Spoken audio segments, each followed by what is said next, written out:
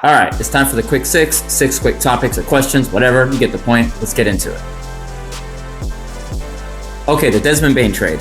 Being here in Orlando, I like the vibe of it. He likes to be here already saying all the right things. Love that. He is somebody who fits exactly what the Magic need, a 3-and-D type player, fits the system, can hit open shots, can do even a little more than that. I think giving up 4 first-round picks for a player who wasn't the best player on the Grizzlies or the Magic now is kind of high, but at the end of the day, the Magic are in win now mode. They're already young. They won't really need those picks, so I can get that. I don't really like Bane or Suggs at point guard long term, so I think they need something for that, as well as some help with the bigs. But overall, I'm good with the trade. All right, best fit for Kevin Durant. If you're Kevin Durant, the best fit for you is Miami. Stats-wise, he'll have the room to do whatever he wants and still show he has talent and ability. However, if he's trying to win, which his legacy desperately needs after the Brooklyn failures and obviously the Phoenix failures, I think Houston is the best fit. It allows Phoenix to get some of the draft picks back, as well as allowing Durant to be in a situation where he slides right in as the main scorer. I think San Antonio is an even better fit. I don't see it happening. I think they should just be patient, as well as teams like Detroit. But looking away from that, I think Houston is the most realistic best fit for Durant and his opportunity to show he can still win.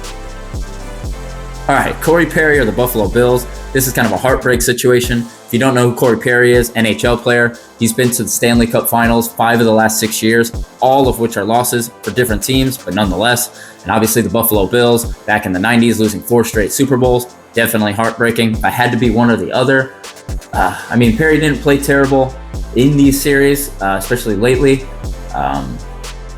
There is no winning here. I guess I'd rather be Cory Perry, valuable player, but not seen as the guy leading the team. So it's not really just his loss to take.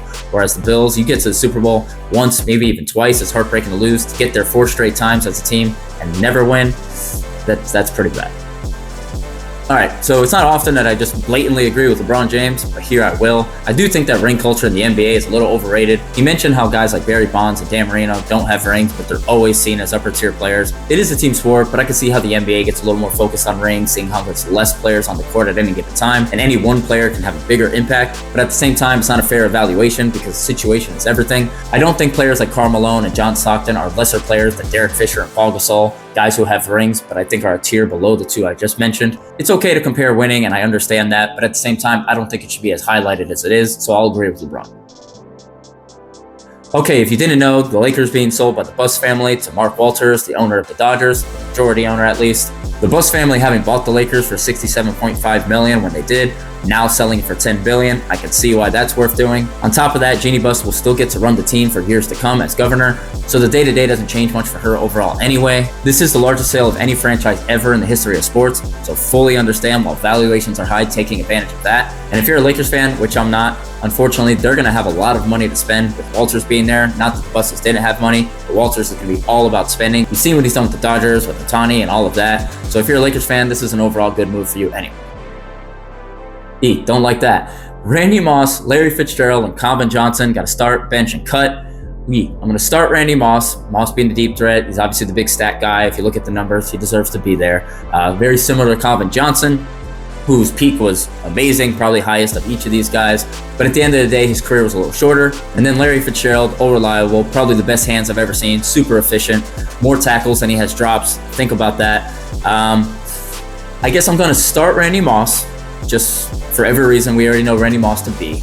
I'll bench Calvin Johnson, and I guess I'll have to cut Larry Fitzgerald. There is no losing in this situation. The upside of Megatron puts him a touch ahead of Fitzgerald for me. Moss being a similar player, but with better stats, so I'm going to start him.